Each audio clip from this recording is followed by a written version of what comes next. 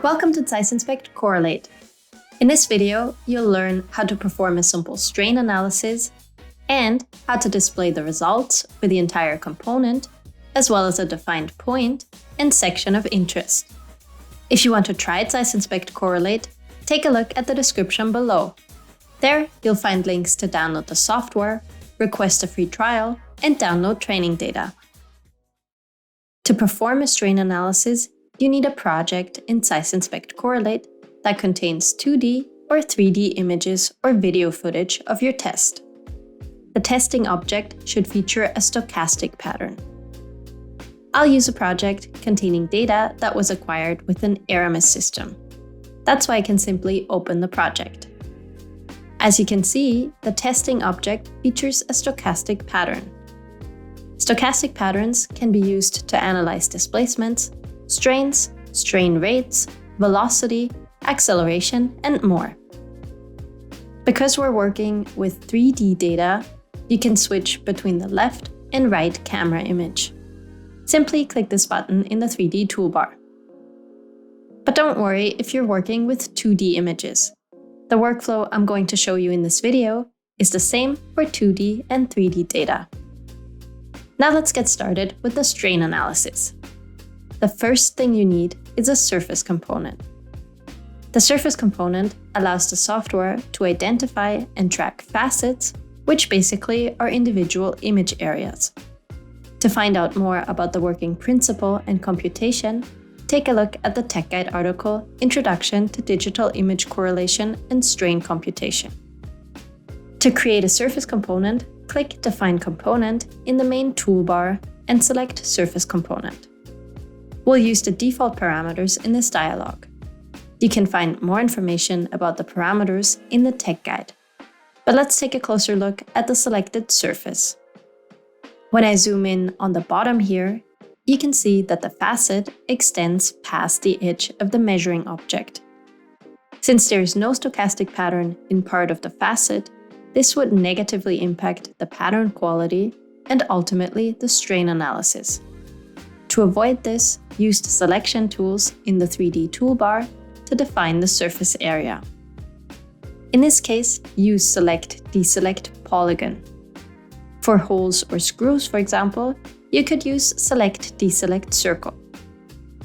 Okay, back to our selection. Use the left mouse button to trace the area you want to select. Make sure you exclude background data from your selection. Remember, you can zoom in and out using the mouse wheel and pan the object by pressing the mouse wheel. Once you've traced the area, click and hold the right mouse button. You can now choose to select or deselect the area by dragging the cursor to the respective option and releasing the right mouse button.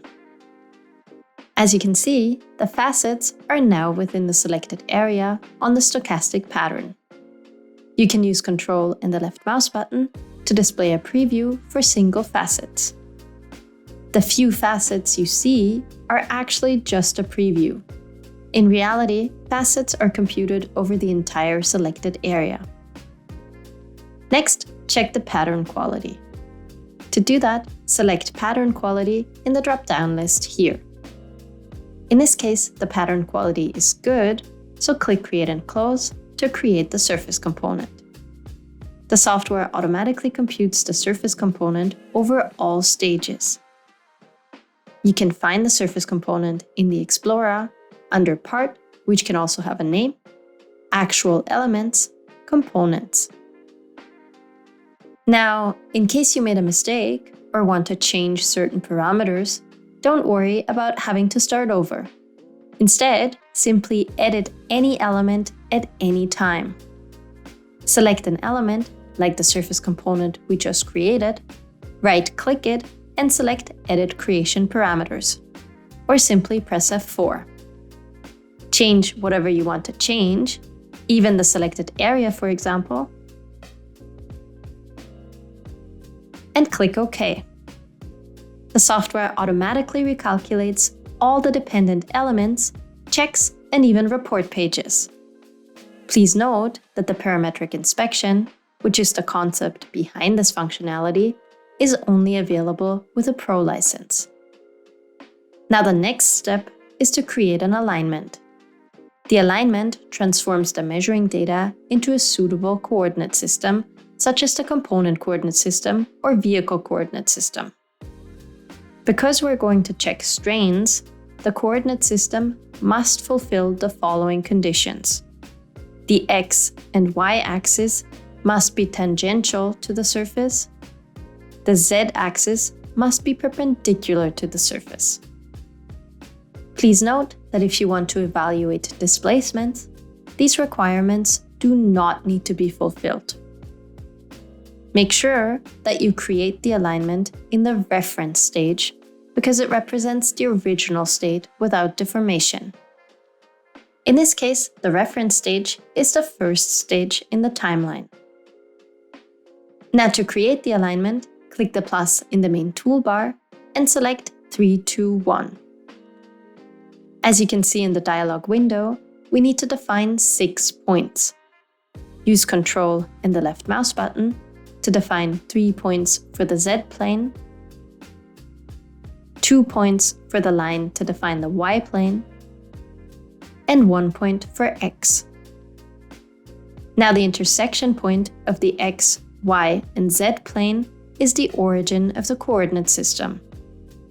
To display the coordinate system in the origin, use the keyboard shortcut F10. To hide it again, use F9. Okay, so much for the preparation. Now that we have a surface component and an appropriate alignment, let's perform the strain analysis, starting with epsilon x. To apply the check, click Inspect all visible actual elements in the main toolbar and select epsilon x. Now the result in the reference stage is 0, of course, so let's scroll through the other stages in the timeline. If you look at the legend on the right, you'll get an indication of the strain values. Currently, the legend scaling is based on each individual stage. You can adjust the legend and set it to a fixed value by clicking the upper or lower limit. And you can also link the two to scale the legend symmetrically. Alternatively, you can scale the legend over all stages. To do that, right-click the legend and under Scaling, select All Visible Stages. Now, as you might have noticed, you can also check the strain in Y direction. Simply open Inspect All Visible Actual Elements in the main toolbar and select epsilon Y. The color representation provides a good overview. But what if you want to obtain discrete values for certain areas? You can do that by creating deviation labels. Open Point Inspections in the main toolbar and select Deviation Labels. Hold Ctrl and hover the mouse over points of interest to get a preview. To create a deviation label, hold Ctrl and click the left mouse button. If you're not sure what to do within a function, have a look at the tooltip down here. When you're done, close the function by using the right mouse button or press Escape. Now, in addition to this full field check, I also want to show you how to use a section and a point for your inspection, starting with the section. Since we'll create a section in viewing direction, orient the measuring object in the 3D view accordingly. The easiest way to do that is to click the center of the coordinate cube in the left corner.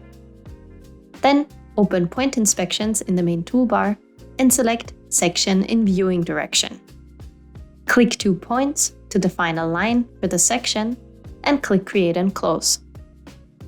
Before we inspect the section, let's also create the point so we can check all the elements with a single click. Again, open Point Inspections and this time click Point Inspection. Use Ctrl and the left mouse button to create the point, and Escape or the right mouse button to close the function. Now we can apply the checks using the main toolbar again. Check epsilon x and epsilon y. Now, to see the results for the section and point over all stages, you can use the tab Diagram. Click Open tab here and select Diagram. Now you can scroll through the elements in the diagram or select an element in the 3D view to display it in the diagram.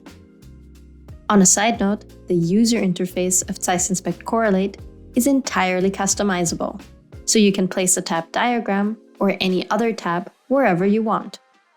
Simply select it and drag it to one of the other docking areas. The last thing I want to show you in this video is how to create a report page containing the full field strain analysis in X and Y, as well as the diagrams for the section and point. To do that, display the elements you want to showcase on your report page in the 3D view. I'll start with the strain in X direction, so I'll display epsilon X and hide the checks epsilon Y for the section and the point. Then click Create Report Page in the main toolbar. To display the diagram as well, select the style 3D plus diagram. To adjust the content of the report page, click Edit Content. I'll scale and reposition the component in the 3D view. And as you can see here, the software automatically creates a 20-second video. Feel free to adjust the duration of the video here. Click OK to create the report page and repeat this for epsilon Y. And you're done! So much for a simple strain analysis. If you want to find out how to perform a simple motion analysis, have a look at the next video in this playlist. In case you want to know more about reporting, check out the video Reporting with Zeiss Inspect Correlate. And if you're looking for a more comprehensive training, check out the Inspect Correlate Aramis Basic e-learning. You'll find the link in the description below.